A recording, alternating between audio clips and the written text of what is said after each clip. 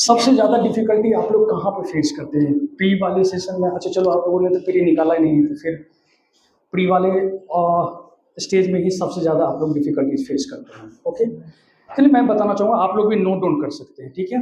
कि प्री के लिए मैंने पर्टिकुलरली बीपीएससी के प्री के लिए मैंने क्या करा था, ठीक है ना? बेहतर तरीके से मैं यहाँ पे बता दूँ, प्री नहीं रुकेगा, ठीक है ना? अगर आप इसका 80% 90% भी अगर आपने इस पे काम कर लिया। सबसे पहली बात, एक बात आप लोग को मैं बता दूँ और आप लोग नोट डाउन कर सकते हैं। प्री अगर किसी का भी रुक रहा है, अगर किसी ने एग्ज़ाम दिया है या फिर जो एग्ज़ाम देने वाले में भी रुकेगा, उसके रीज़न्स क्या हैं, मैंने अपने यूपीएससी के एग्ज़ामिनेशन में और बीपीएससी के एग्ज़ाम में मैंने इस चीज़ को बार-बार देखने के बाद मैंने रियलाइज़ करा कि 2-3 रीज़न हैं जिसकी वज़ह से लोग प्री में आउट हो जाते हैं। और ये मेरा काफ़ी क्लोज़ स्टडी है, क्योंकि मैं 2021 में प्री दिया था, उस बार मैंने मेंस लिखा, देन आफ्टर 22 में दिया, फिर उसके बाद 23 में इस बार मैंने मेंस दिया और प्री दी। प्री के बाद मैंने मेंस लिखा है। प्री में गलतियाँ क्या होती हैं? सबसे फर्स्ट गलती है कि अगर आप जानता हुआ क्वेश्चन, जो क्वेश्चन नोन है, ईज़ी क्वेश्चन है, वो क्वेश्चन अगर आप गलत करते हैं, तो कहीं से भी आपको मेंस की टिकट नहीं दी जानी चाहिए। अगर आप इजी क्वेश्चन आप गलत करते हैं, आपने कभी कोई एग्जाम दिया हो तो फाइंड आउट कीजिए, नंबर 1 में एक इजी क्वेश्चन हमारा होता है। इजी क्वेश्चन सबसे पहली बात कि हमारा गलत नहीं होना चाहिए, किसी भी केस में नहीं होना चाहिए इजी क्वेश्चन, क्योंकि कभी भी किसी भी प्री का जो रिजल्ट होता है, कोई स्टूडेंट, जितने सारे स्टूडेंट हैं उन लोगों के बीच में कंपटीशन इस बात के ऊपर डिपेंड नहीं करता है कि आप कितने सारे डिफिकल्ट क्वेश्चन सॉल्व करते हैं। डिफिकल्ट क्वेश्चन आप सही कर पाते कि नहीं कर पाते, वहां कंपटीशन है ही नहीं। कंपटीशन कहाँ है?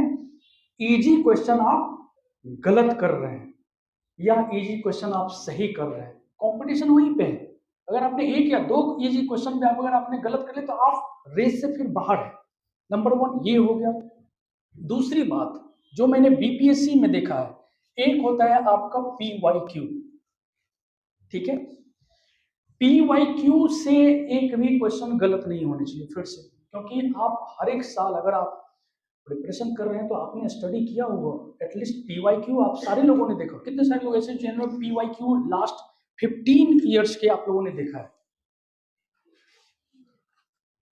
फिर भी बहुत सारे लोग हैं जिन्होंने पीवाईक्यू नहीं देखा है। सबसे पहले स्ट्रेटजी तो यहीं से आपकी गलत हो जाती है। तो अगर आप पीवाईक्यू नहीं देखते हैं तो आपको कैसे आइडिया लगेगा कि नेचर ऑफ क्वेश्चन क्या है? क्या ये बहुत ही ज़्यादा ऑब्जेक्टिव टाइप का क्वेश्चन पूछा जा रहा है, या फिर रीजनिंग बेस्ड क्वेश्चन पूछा जा रहा है, या फिर करंट अफेयर बेस्ड भी अगर पूछा जा रहा है तो किस तरह के करंट अफेयर्स पूछे जा रहे हैं? मुझे, जब मैं तैयारी कर रहा था तो बहुत सारे लोगों ने मुझे बीपीएससी के प्री को लेकर के डरा रखा था मुझे। और कौन-सी बात कह कर के कि उनका कहना होता था कि बीपीएससी में पूछा जाता है कि फिस्कल डेफिसिट कितना है, ठीक है? और फिस्कल डेफिसिट के ऑप्शंस आते हैं 2.81, 2.89, तो ज़ाहिर-सी बात है हर कोई डर जाएगा और वो सोचेगा कि एक इस तरह के क्वेश्चंस से वो अंदाज़ा लगाएगा पूरा पेपर। लेकिन मैंने 10-15 साल के जब पेपर मैंने स्टडी किया, तो मैंने क्या फाइंड आउट किया वहाँ पर कि कुछ ऐसे एरियाज़ हैं जहाँ से इस तरह के क्वेश्चंस पूछे जाते हैं। अगर अगर उस एरिया को अच्छे तरीके से फोकस किया जाए तो ये 2.89, 2.81 वाला भी क्वेश्चंस को टैकल किया जा सकता है। और वो एरिया कौन-सा था? तो हमारा बिहार का जो इकोनॉमिक सर्वे होता है और पर्टिकुलरली उसमें जो स्टेट ऑफ इकोनॉमी, तो हमने उस एरिया को आइडेंटिफाई किया कि अच्छा ये वाला एरिया है जहां से मतलब कि क्रूड ऑब्जेक्टिव वाले सवाल पूछे जा रहे हैं।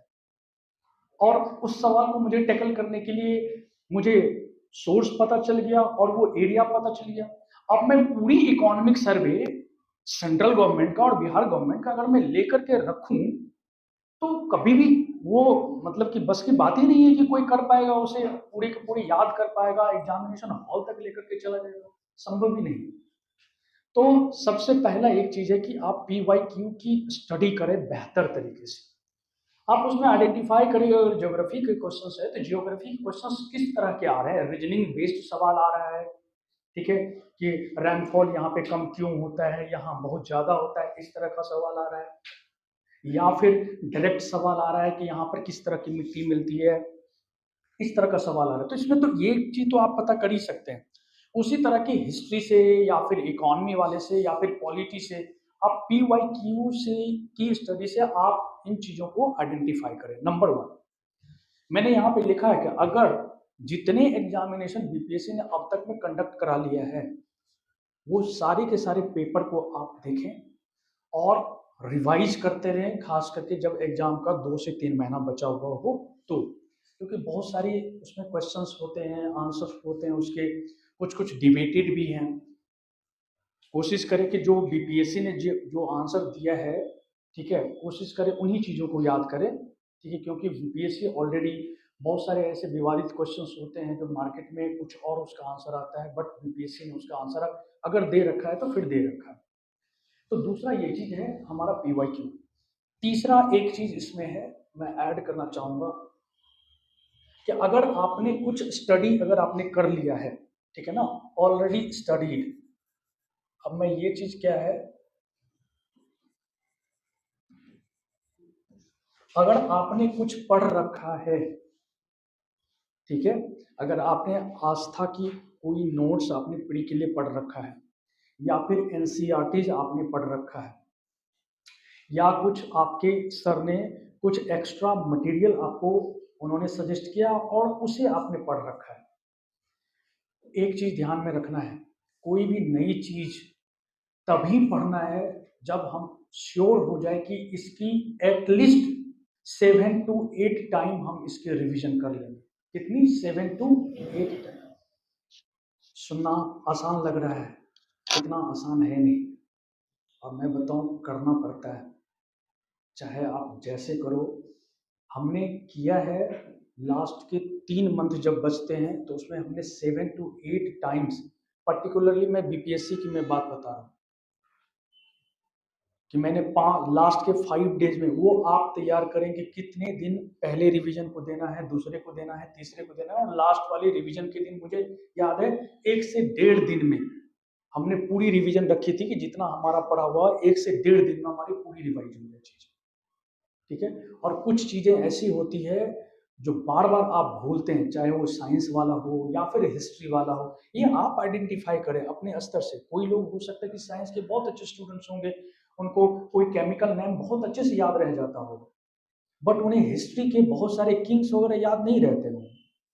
कुछ लोग आर्ट्स में बहुत अच्छे हो सकते हैं, उन्हें आर्ट्स की चीजें बहुत अच्छे से मालूम होगा, बट वो साइंस का केमिकल फॉर्मूला या फिर केमिकल नेम याद नहीं रहता होगा, या फिर उन्हें कोई फिजिकल क्वांटिटी का यूनिट याद नहीं रहता होगा।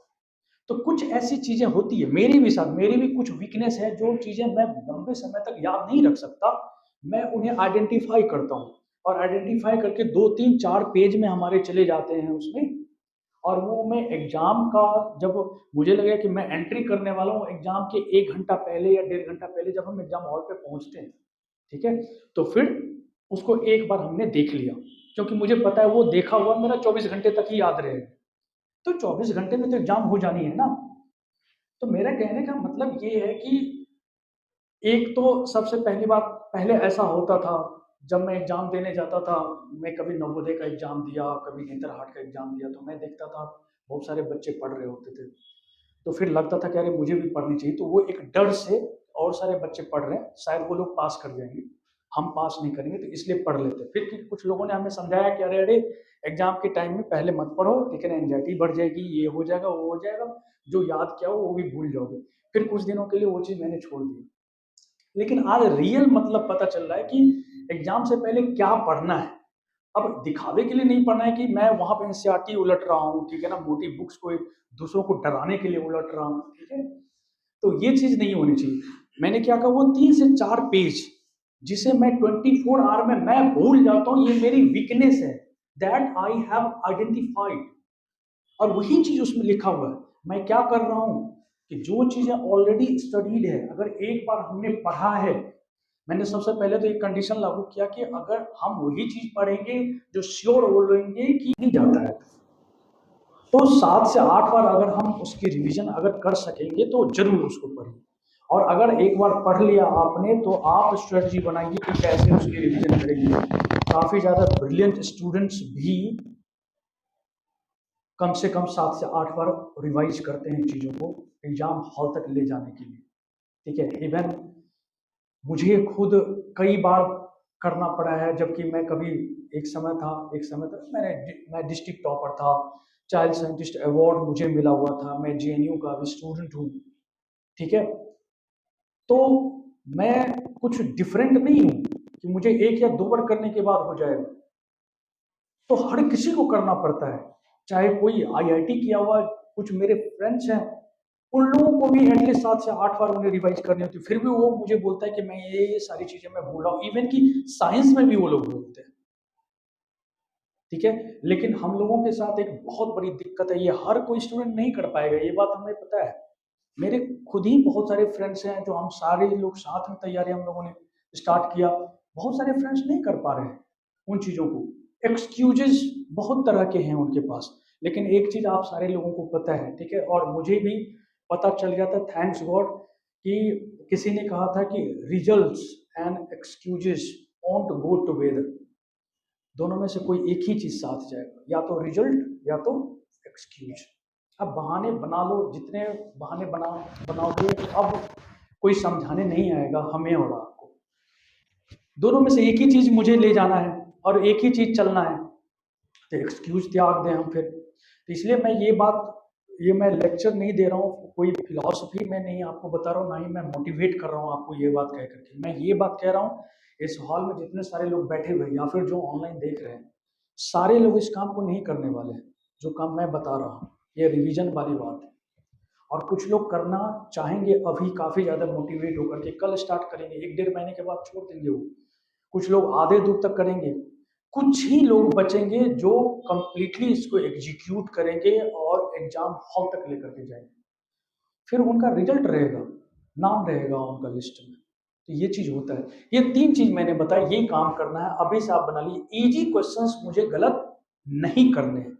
अगर इजी क्वेश्चन एक भी गलत होता है और फिर भी आपका सिलेक्शन हो जाता है, तो शायद आप भाग्यशाली हैं, कुछ लक काम किया आपके लिए। लेकिन फिर से सोचना कि आपकी मेहनत नहीं है उसमें, क्योंकि आपने इजी क्वेश्चन गलत किया, बहुत बड़ा पाप किया है आपने ये काम करके, ठीक है? ऐसा होता है कि नहीं होता है कि हम लोग जब एग्जाम हॉल से या टेस्ट देकर के निकलते हैं, अरे यार ये इजी था, ये गलत नहीं होना चाहिए था, इजी क्वेश्चन हमने गलत कर लिया। और कभी एक बार जोड़ करके देखना, अगर आपने इजी क्वेश्चन सही कर लिया होता तो शायद रिजल्ट होता, जिन किन किसी ने एग्जामिनेशन दिया हो, चाहे मतलब कि प्री दिया हो, यूपीएससी का प्री दिया हो या फिर बीपीएससी का प्री दिया हो, और यही चीज यूपीएससी पे भी लागू होता है। दूसरी एक पीवाईक्यू मैं बोलूंगा, ठीक है ना? पीवाईक्यू देखते रहो, बार बार देखते रहो। पीवाईक्यू सिर्फ और सिर्फ एग्जाम के लिए नहीं, पीवाईक्यू आपको बताता है कि नेचर ऑफ क्वेश्चंस क्या है, ठीक है? एक जुरिडिक्शन फिक्स करता है कि हमें यहाँ तक पढ़ना चाहिए। हिस्ट्री सिलेबस दिया हुआ है, लेकिन जब हम पीवाईक्यू पढ़ते हैं तो हमें पता चलता है कि अच्छा, एंशिएंट इंडिया में मुझे यही वाले पोर्शन पढ़ने हैं, ठीक है? एंशिएंट इंडिया में मैं वैदिक पीरियड बहुत ज्यादा नहीं पढ़ता था, किसके लिए? बीपीएससी के लिए। क्यों नहीं पढ़ता था? क्वेश्चंस नहीं थे। बुद्धिज्म से क्वेश्चंस आ रहे थे, जैनिज्म से उतना क्वेश्चन नहीं आता था, जैनिज्म नहीं पढ़ा उसके लिए। ये सब स्मार्टनेस, हमें टीचर नहीं बनना है ना, एग्जाम पास करना है, तो स्मार्टनेस है। हमने पीवाईक्यू से आइडेंटिफाई किया कौन सा एरिया है, उसको एक्सप्लोर किया, उसको थोड़ा सा मैं डीप गया, मुझे पता चला कि बुद्धिज्म से क्वेश्चंस आते हैं, बिहार से रिलेटेड क्वेश्चंस जब से क्या कहता है पाटलिपुत्र या पटना वगैरह इसकी बातें चलती है, पाटलिपुत्र की स्थापना, वहां से जो भी मतलब मौर्य किंगडम से सवाल आ रहा है या फिर उससे पहले से आ रहा है, तो मैं उसको थोड़ा सा मैं डीप में जा रहा हूँ, क्योंकि जहां से बार बार सवाल बनाए जा रहे हैं उसको थोड़ा सा हमने डीप स्टडी किया। बट ये डीप हम तब जाएंगे जब हमें एक एरिया पता चल जाएगा, हमारा एरिया क्या है, ठीक है? तो ये चीज ऑलरेडी स्टडी, ये बार बार आप रिवाइज करो, ठीक है? मैं थोड़ा सा मैं सोर्स के बारे में, हालांकि सर ने आप लोगों को बताया होगा ज्यादा बेहतर तरीके से, ठीक है? लेकिन अगर आप करना चाहो एक्स्ट्रा तो कर सकते हो, नहीं तो सर अगर या फिर क्लास का जो नोट्स मिलता है, आई थिंक काफ़ी ज़्यादा वो भी सफिशिएंट है, ठीक है? उसके अलावा भी बहुत ज़्यादा कुछ करने की ज़रूरत नहीं है। लेकिन फिर भी अपने संतोष के लिए, कंप्लेसेंट के लिए मैंने पर्टिकुलरली ये रियलाइज किया है, जैसे कि एक एनसीईआरटी हो गया, अगर एनसीईआरटी का सब्स्टिट्यूट सर अगर प्रोवाइड कर रहे हैं क्लास में तो आई थिंक बहुत ज़्यादा ज़रूरत नहीं पड़ती है। दूसरा, एनसीईआरटी के साथ-साथ में हम सप्लीमेंट करते हैं, ठीक है ना, ल्यूसेंट से। ल्यूसेंट में भी हमें ब्लाइंडली 100% सारी की सारी चीज़ों को नहीं रटना है। पूरा ल्यूसेंट उठा लिया और शुरू से लेकर के लास्ट तक हमने रटना शुरू कर दिया, कोई मतलब नहीं बनता है। एक तो सबसे पहली बात तो कभी खत्म नहीं कर पाओगे। अगर खत्म हो भी गया तो एग्जाम हॉल तक लेकर के जाओगे नहीं। क्यों नहीं लेकर के जाएंगे हम लोग? क्योंकि 7 से 8 बार उसकी रिवीजन पॉसिबल नहीं है। तो फिर से वही बात आती है कि हम एरिया आइडेंटिफाई करें, उसमें कौन सा एरिया हमें वहां पढ़ना चाहिए।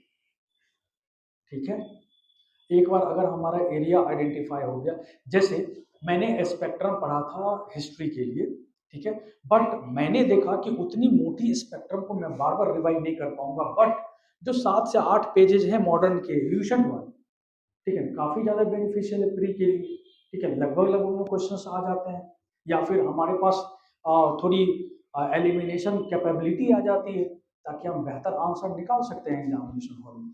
तो ल्यूसेंट हो गया और एनसीईआरटी हो गया, ठीक है।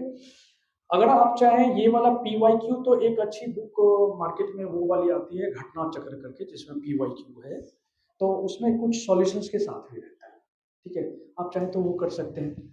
दूसरा चीज देखिए, एक जो एरिया है मुझे लग रहा है जैसा कि साइंस वाला एक एरिया है, ठीक है। हालांकि इस बार वाला क्वेश्चंस आप लोगों ने देखा होगा तो लगा होगा कि रीजनिंग बेस्ड क्वेश्चंस अब पूछ रहे हैं ये लोग, जो कि अच्छी बात है। अगर रीजनिंग बेस्ड क्वेश्चन अगर पूछा जा रहा है तो वो अच्छी बात है, और आप लोगों के लिए सिलेक्शन लेना काफी ज्यादा इजी हो जाएगा आने वाले वक्त में। क्यों? 2-3 रीजन है उसके। एक तो रीजन है कि बहुत सारे रटने वाले लोग जो ब्लाइंडली रटते थे, मतलब कि डर जाओगे, कभी पटना वगैरह, कितने सारे वैसे बिहार से हैं, कितने सारे मोस्टली बिहार से बाहर के लोग कितने हैं इसमें? अच्छा चलो, एक एक दो हैं, ठीक है। अच्छा चलिए, कोई बात नहीं, बिहार वाले लोग तो पटना तो जाते ही होंगे, जो लोग बिहार के नहीं है कभी जाना आप लोग, ठीक है। मैं कभी कभी जाता था पटना में, किसी फ्रेंड्स के यहाँ मैं स्टे करता था जी। क्लासमेट्स, हाँ यही बात मैं कहने वाला था, ठीक है। ल्यूसेंट सिर्फ खत्म नहीं किया, आप कोई क्वेश्चन पूछो, क्वेश्चन खत्म होने से पहले आंसर देता है, ठीक है, और इवन कि वो पेज नंबर तक बता देता है, ठीक है, कि इस पेज में ये वाला क्वेश्चन है, ठीक है, ऐसा कुछ, ठीक है।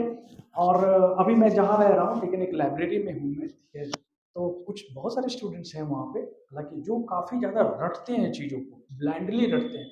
इवन कि कुछ लोग ऐसे भी होते हैं जो बिहार के मुख्यमंत्री नीतीश कुमार है, इसको भी 10 बार रट लेते हैं, पर 10 बार रट रहा है उस चीज़ को।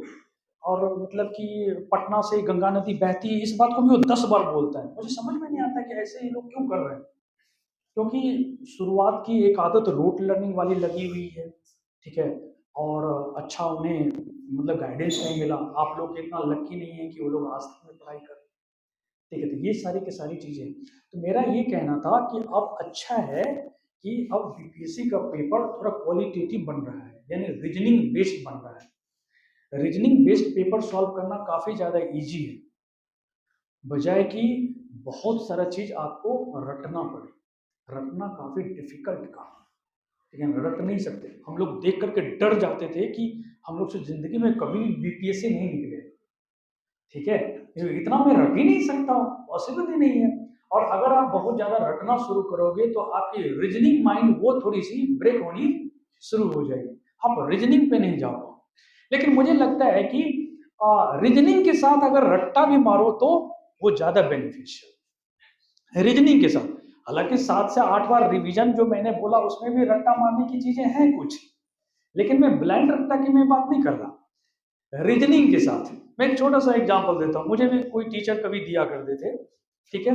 एक बहुत सारे लोग एक सवाल पूछते हैं कि मैं याद कैसे रखूं किसी चीज को, एक सवाल होता है सारे लोगों के पास। और मैंने भी बोला कुछ चीजों को हम 24 घंटे में भूल जाते हैं, याद कैसे रखूं ये वाला सवाल हर किसी का लगभग लगभग में रहता है, ठीक है, चाहे वो एवरेज स्टूडेंट हो या पुअर हो या फिर ब्रिलियंट स्टूडेंट्स हो, सबके ये वाले क्वेश्चन होते हैं। मुझे एक सर बहुत अच्छा सा इसका आंसर उन्होंने मुझे बताया था, ठीक है, मैं चाहूंगा आप लोगों से भी शेयर करना। उन्होंने कहा था कि जब आप बाहर से घर जाते हो और अपनी शर्ट खोलते हो, तो आप शर्ट को क्या करते हो? तो मैंने बोला कि हैंग कर देता हूं उन्हें। तो फिर बोला कि किस चीज से? तो हैंगर से। उन्होंने बोला नहीं, कभी हवा में हैंग करके देखो एक बार, तो क्या होगा? तो मैंने बोला कि वो तो गिर जाएगा फिर। जस्ट लाइक वही है किसी चीज को याद रखना। जब आप कोई भी चीज याद रखते हो तो पहले जो एक्वायर्ड नॉलेज है उसके साथ आप क्या करो? हैंग करो। अगर आप हैंग नहीं करोगे, ऐसे ही रखना चाहोगे दिमाग में कुछ ही देर तक, जैसे हवा में 1 सेकंड तक रहेगा शर्ट, उसके बाद फिर वो नीचे गिर जाएगा। उसी तरह से है, आपके पास वो 24 घंटे रहेगा, मे बी 2 दिन रह जाए, वो तीसरे दिन गिरना तय है। लेकिन अगर आप किसी चीज से हैंग कर देते हो, कनेक्ट कर लेते हो, ठीक है, तो चीजें, क्यों हम लोग हिस्ट्री में स्टोरी के साथ हम लोग किंगडम पढ़ते हैं, किंग्स के नेम हम लोग स्टोरी के साथ पढ़ते हैं, ठीक है, क्योंकि हम हैंग कर रहे हैं चीजों को। साइंस में भी हम लोग पढ़ते हैं एक चैप्टर फिर दूसरा चैप्टर कैसे लिंक्ड होता है, हैंग करते चले जाते हैं। तो स्टडी भी इसी तरह की होती है, आप चीजों को हैंग करते चले जाओ, चीजें नहीं भूलोगे जल्दी, ठीक है। तो ये हो गया, साइंस में आप एनसीईआरटी पढ़ो, ठीक है, मैं तो चाहूंगा कि आप एनसीईआरटी पढ़ो, एटलीस्ट 6 से लेकर के 10 तक की एनसीईआरटी पढ़ो। 6 में भी बहुत सारा इंफॉर्मेशन दिया हुआ है, एक बार देखना आप जाकर, ठीक है। लगता है कि 6 7 वगैरह पढ़ने की क्या ही जरूरत है? 6 से लेकर के आप 10 तक की एनसीईआरटी को बिल्कुल पढ़िए साइंस के लिए। 30 क्वेश्चंस उसमें आ रहे हैं, ठीक है, और आप 26 27 क्वेश्चंस तक आप उसमें बना सकते हो। मिनिमम उसमें गलती होगी तो वो 3 से 4 गलतियां होगी, उससे ज्यादा गलती का चांस ही नहीं बनता साइंस में। और काफी बेसिक लेवल का साइंस होता है उसमें। उसमें अगर कोई 10 क्वेश्चन अगर गलत कर दे रहा था, फिर फिर रिजल्ट में नहीं आ सकता उसका, फिर वो फिर रेस से बाहर हो जाता है ये काम। बाद बाकी आप लोग हिस्ट्री वगैरह में या फिर ज्योग्राफी का, करंट अफेयर्स का, ये सब चीज सर आपको बहुत बेहतर तरीके से करवा देंगे, ठीक है, इसके लिए बहुत ज्यादा दिक्कत नहीं होगी सर का जो। हाँ, कौन सा? करंट अफेयर्स, अच्छा ठीक है, मैं करंट अफेयर्स के लिए, इस बार का क्वेश्चंस कितने लोगों ने देखा है करंट अफेयर्स का? सारे लोगों ने देखा। कितने लोगों को लगता है कि करंट अफेयर्स के लिए मतलब कि हमें 3 4 मैगजीन्स पढ़नी चाहिए तभी जाकर ये करंट अफेयर्स बड़ा क्वेश्चंस बन पाएगा? हाँ, न्यूज़पेपर और मैगजीन्स, कितने मैगजीन्स पढ़ने पड़ेंगे लगभग लगभग? 2 3 पब्लिकेशन का, ठीक है, चलो ठीक है।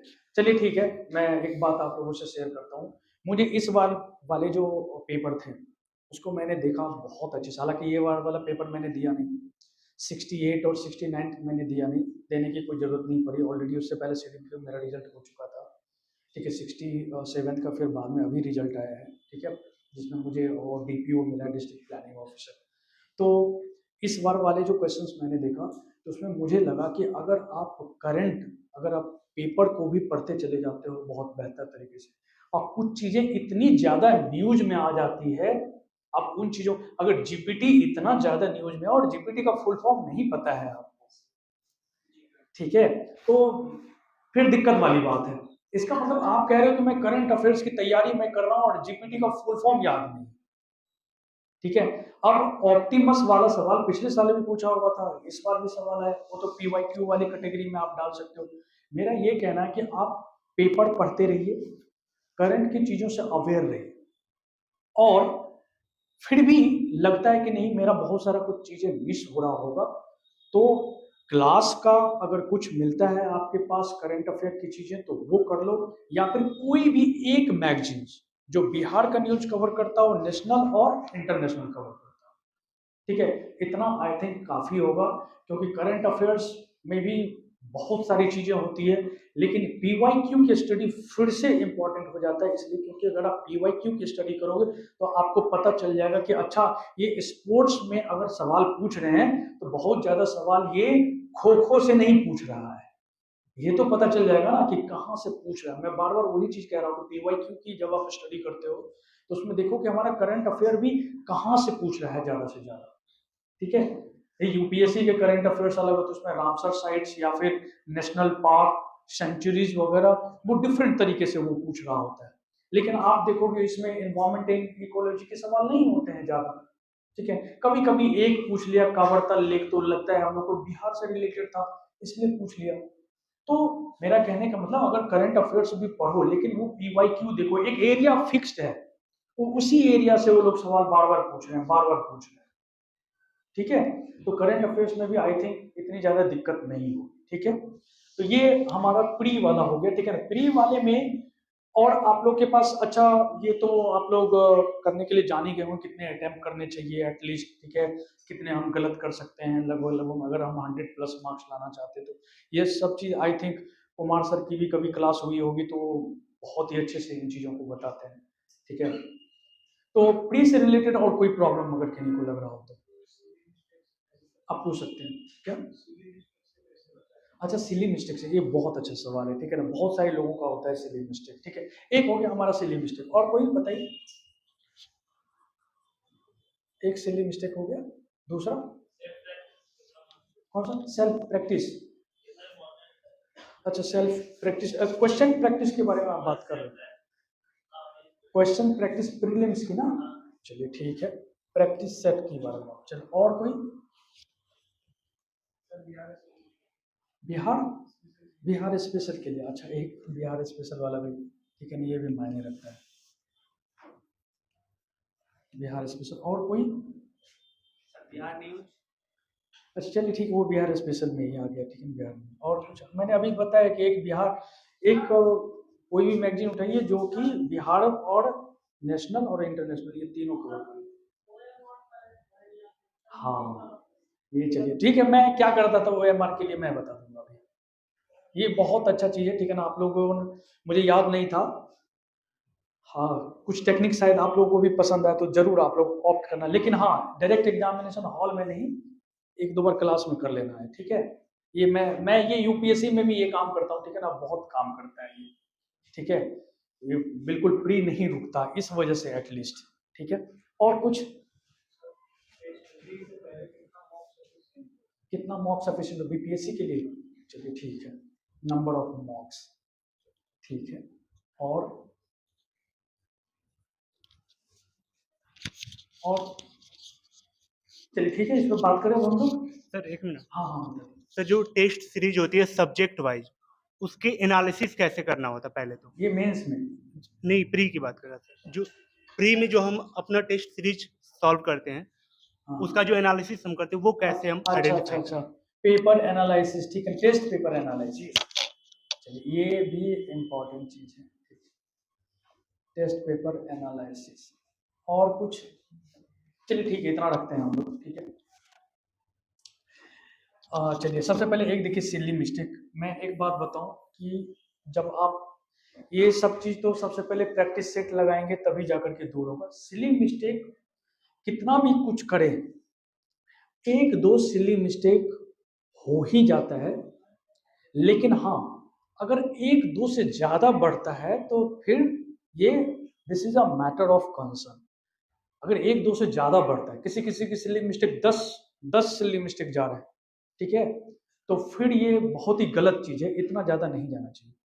सिली मिस्टेक को आप क्या करें, सबसे पहले जब आप टेस्ट पेपर देते हैं, जब टेस्ट पेपर का एनालिसिस करते हैं, तो आप number of silly mistakes count करें आप। ठीक है, आप देखें कितने ज्यादा सिली मिस्टेक्स हो रहे हैं। दो चीज होता है, जब आप टाइम रिड्यूस करते हैं, जैसे 2 घंटे का पेपर हम चाहते हैं कि 1.5 आवर में हमें खत्म करना है, और करना भी चाहिए। जब यहाँ पेपर देते हो तो 1.5 आवर में खत्म करो, 1 घंटे 40 मिनट में खत्म करो। OMR फिल करके 20 मिनट एक्स्ट्रा रखो उधर। ठीक है, पहली बार दोगे तो मे भी 2 घंटे में भी नहीं होगा, 2.5 घंटे लग जा रहे हैं, लेकिन टाइम रिड्यूस प्रैक्टिस करते करते हो जाता है। ठीक है, मैं बीपीएससी का पेपर एग्जामिनेशन हॉल में मैं 1.5 घंटे में खत्म कर लेता था। ठीक है, उसके बाद मैं मतलब कि सो जाता था, क्योंकि मैं कई दिनों से सोया नहीं रहता। 1.5 घंटे में कंप्लीट हो जाता था पेपर। रीजन ये था कि मैंने काफी ज्यादा टाइम रिड्यूस कर लिया था।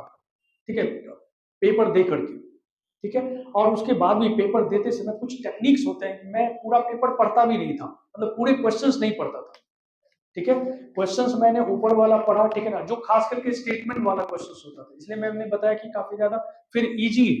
ठीक है, मुझे मतलब दिख गया कि ये वाला एक स्टेटमेंट गलत है, तो उससे मैं डिड्यूस कर लेता था, फिर मैं आंसर तक पहुंच जाता था। जिस क्वेश्चंस को दूसरे स्टूडेंट्स 1-2 मिनट या 3 मिनट तक टाइम देते थे, वो मेरा 1 सेकंड में होता था, 1 या 2 सेकंड में होता था और मैं टिक लगा करके आगे निकलता था। तो मैंने टाइम को काफ़ी ज़्यादा कम कर लिया था। सिली मिस्टेक्स नोट कीजिए, अगला पेपर देखिए और सिली मिस्टेक देखिए किस टाइप का सिली मिस्टेक कर रहे हैं, ठीक है? सिली मिस्टेक्स वही वाले क्वेश्चंस को काउंट करना है जहां आपके कॉन्सेप्ट क्लियर है, आपको याद भी था, बट आप हरी में थे और इसलिए आपने उसको गलत कर दिया, ठीक है? आप समझ नहीं पाए 2 चीज़ों में डिफरेंस, ठीक है? आपने गलत कर दिया या तेज़ी में आपने किसी दूसरे को टिक कर दिया, बाद में आपने बबल्स फिल करते समय जो आपने टिक करा था उसको नहीं दूसरे किसी को आपने बबल कर दिया। तो ये सब को आप काउंट कीजिए सिली में, ठीक है? और उसको रिड्यूस करते चले जाइए, अगला वाला टेस्ट पेपर देंगे तो फिर उसमें हम काउंट करेंगे। इससे होगा क्या कि आप जब अगला पेपर देंगे तो ध्यान में रहेगा कि मेरा कुछ सिली मिस्टेक्स होता है, ठीक है? तो मुझे थोड़ी होशियारी के साथ चलना है, ठीक है?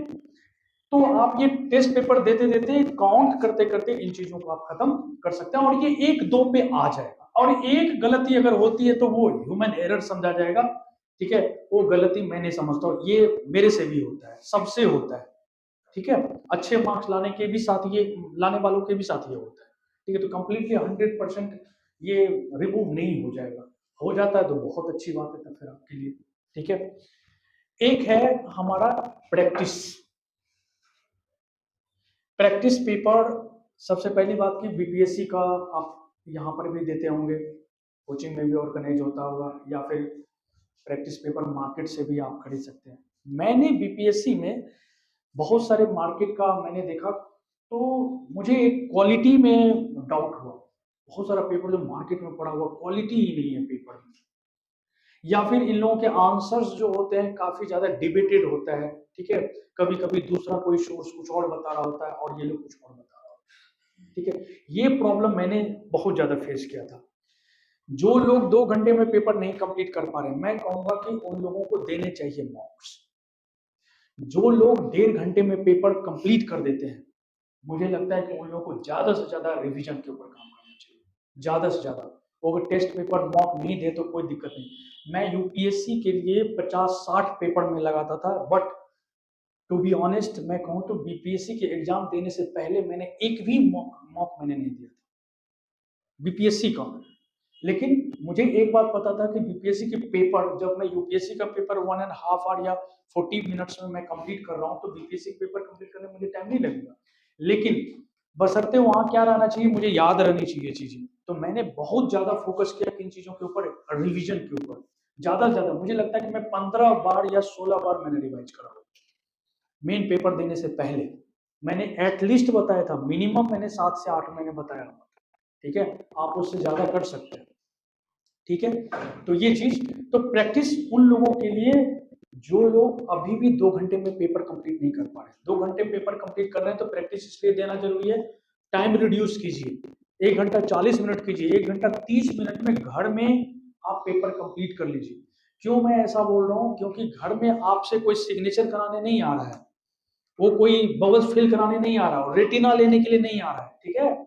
उस समय ये लोग आएंगे, बहुत तंग करते हैं ये लोग एग्जाम हॉल में, ठीक है? और जब पेपर आप स्टार्ट करेंगे तभी ये लोग आएंगे, ठीक है? तो आप एक बफर लेकर के चलिए, ठीक है? ताकि आपको दिक्कत नहीं हो। अगर आप 1:30 में अगर आप कर लेते 1 घंटे 30 मिनट में आप कर लेते देन ओके, तब फिर कोई प्रॉब्लम नहीं होगी, एग्जामिनेशन हॉल में भी आप चिल कर रहे हो, ठीक है? नहीं तो फिर प्रॉब्लम एंजाइटी बढ़ेगी, टाइम नहीं रहेगा, फिर जाना हुआ क्वेश्चन आपका गलत होगा, ओके?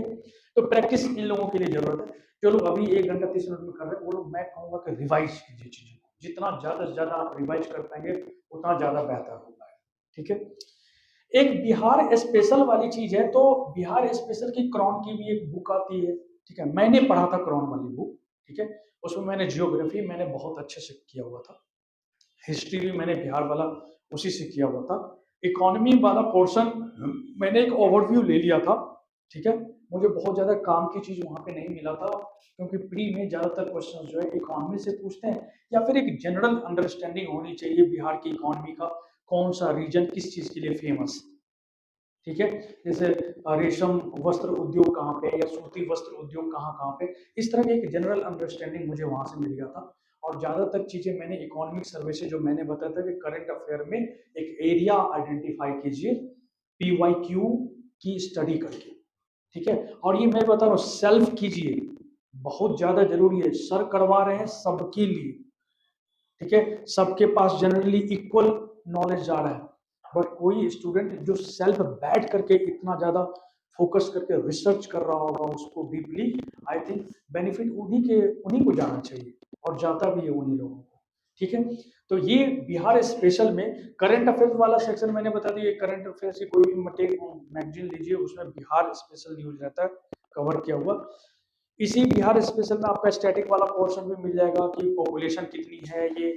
आप प्रीवियस ईयर्स को देखिए, अगर वो एरिया पूछ रहा है बिहार का, तो ऐसे नंबर अब 2-3 बार अगर पूछ दिया है तो याद रहना चाहिए आपको। आप ये नहीं कर सकते हैं कि बीपीएससी बहुत गंदा क्वेश्चन पूछ रहा है बिहार का, वो मतलब एरिया पूछ दिया, ठीक है। हाँ, मैं कहूंगा कि गया का जनसंख्या पूछना ये गलत बात है, ठीक है। अब लोग सारे डिस्ट्रिक्ट का जनसंख्या नहीं जाएगा कोई याद करने। और दूसरी बात ये भी, फिर भी हम बीपीएससी को हम भला बुरा नहीं कह सकते। क्यों? क्योंकि गया के जनसंख्या वाले क्वेश्चन पे किसी का रिजल्ट टिका हुआ नहीं है। क्यों? वो डिफिकल्ट कैटेगरी का क्वेश्चन हो गया, और हमारा सिलेक्शन इजी वाले क्वेश्चन से होता है, ठीक है। तो जो डिफिकल्ट हुआ, अब तो बहुत अच्छा है, कुछ क्वेश्चंस को छोड़ने भी जरूरी है, तो बढ़िया है। आप देखिए, गया वाला क्वेश्चन आ गया, कुछ लोग जैसे ही गया वाला क्वेश्चन पहला वाला आया होगा डर गया होगा, ठीक है, पहला ही क्वेश्चन मुझसे नहीं हो रहा। कुछ लोग खुश हो रहे होंगे कि अच्छा मुझे कुछ क्वेश्चंस छोड़ने भी तो हैं, उस वाली कैटेगरी में ये वाला क्वेश्चन चला गया, वो रादर हैप्पी हो रहा होगा, ठीक है, और अच्छे से अगला वाला क्वेश्चंस को अटेम्प्ट कर रहा होगा। यही चीजें मतलब डिफर करता है दो तरह के लोगों के बीच। बिहार स्पेशल में उससे आप कर सकते हैं, और सप्लीमेंट कीजिए इकोनॉमिक सर्वे से, और जो आपका करंट अफेयर्स है उससे। ओएमआर वाली बात पे मैं आता हूँ, ठीक है। ओएमआर को मैं कैसे करता था। 150 मार्क्स, सॉरी 150 क्वेश्चंस थे, ठीक है, अभी भी है। मैं क्या करता था, मैं क्वेश्चंस मैंने देखना शुरू किया, और मैं 1 से लेकर के शुरू करता था, और मैं 150 तक जाता था, ठीक है। पहला वाला क्वेश्चंस मैंने देखा, ठीक है, 4 ऑप्शन है, मुझे पता चला कि ये वाला क्वेश्चन, सॉरी ये क्वेश्चन हमने पढ़ा, ये आंसर नहीं होगा, मैं कॉन्फिडेंट हूँ, ये भी आंसर नहीं होगा, मैं कॉन्फिडेंट हूँ, इन दोनों में मुझे डाउट हो रहा है, मैंने ये वाले क्वेश्चन को मैंने सर्कल कर दिया, ठीक है। क्यों मैंने किया, अब मैं फिर से आऊंगा दोबारा तो मैं बताऊंगा। दूसरा वाला क्वेश्चन मैंने जैसे ही क्वेश्चन पढ़ा, ठीक है ना, मुझे आंसर लगा, मैंने टिक किया। तीसरा वाला क्वेश्चन मैंने पढ़ा, एक आंसर उसमें नहीं होगा, मैंने उसको टिक किया, और ये 3 पे मुझे डाउट है, ठीक है, मैं आगे बढ़ रहा हूं। ऐसे करते हुए मैं कहां तक चला गया, टोटल 150 तक, और कितनी देर में, आधे घंटे में। आधे घंटे में कितना, 1 से लेकर के 50 तक। और फिर जितने क्वेश्चंस मैंने बनाया उसको फटाफट मैंने क्या करना शुरू किया, बबल्स। अगल बगल वाले लोग तो डर जाते थे, आधे घंटे में इन्होंने बबल भी करना शुरू कर दिया, ठीक है। उन्हें नहीं पता, हर किसी का अपना अपना एक स्ट्रेटजी होता है। मैंने बबल, और बबल करने के बाद मैं काउंट करता था कि मैंने कितने क्वेश्चंस अटेम्प्ट कर लिए। मुझे याद है कि मैंने 87 क्वेश्चंस जो है फर्स्ट एटोरेशन में मैंने कंप्लीट कर लिए। कितने, 87। और 87 में क्या था मेरा, 87 में 87 वो क्वेश्चंस थे जो कॉन्फिडेंट बिल्कुल सही होगा, नहीं होगा। हाँ, 1-2 सिली मिस्टेक को छोड़ दिया जाए तो, क्योंकि मैं बहुत तेज भाग रहा था, आधे घंटे मुझे 150 क्वेश्चंस पढ़ने थे, ठीक है, और बबल्स भी मुझे फिल करना था। यानी 25 मिनट में मैंने वो किया, 5 मिनट में मैंने 80-87 मैंने बबल्स फिल कर लिए, ठीक है। तो इसके बाद अब हमारे पास कितने क्वेश्चंस उधर बच रहे हैं, 63 क्वेश्चंस मुझे बच रहे हैं, ठीक है। हाँ, एक चीज और, मैथ्स भी इसमें शामिल है, ठीक है, मैथ्स भी इसमें शामिल था। मैथ्स में से 8-9 तक आप सही कर सकते हो उसमें, ठीक है। बहुत ज़्यादा बुरा मैथ है तब जाकर के 5-6 तक फिर भी आप बना सकते हो, ठीक है, इतना भी ज़्यादा डिफिकल्ट नहीं रहता, ठीक है। लेकिन मैं 8-9 तक मैथ उसमें कर लेता था, ठीक है ना। थैंक्स गॉड कि 67 वाले में मैंने 10 के 10 मैथ कर लिए थे। ईजी पेपर था वो वाला 67 वाला जो मैथ्स था, क्योंकि जो एक जो आउट हो गया था, जो 67 पहली बार हो रहा था, तो कुछ उसी का रेप्लिका दे दिया था, ठीक है ना, जो अच्छी बात थी उस टाइम में। एनीवे, अगर बहुत ज़्यादा इजी दे देता तो फिर से वहाँ कंपटीशन नहीं रहता, ठीक है, तो सब लोग बना लेंगे फिर, ठीक है। एनीवे, वो मैटर नहीं करता। उसके बाद मैंने बबल्स फिल कर दिया। अब हमारे पास अब कितने टाइम बचे हुए हैं? अभी भी 1 घंटा 30 मिनट बचा हुआ है। क्या बताऊँ? क्योंकि आधे घंटे में मैंने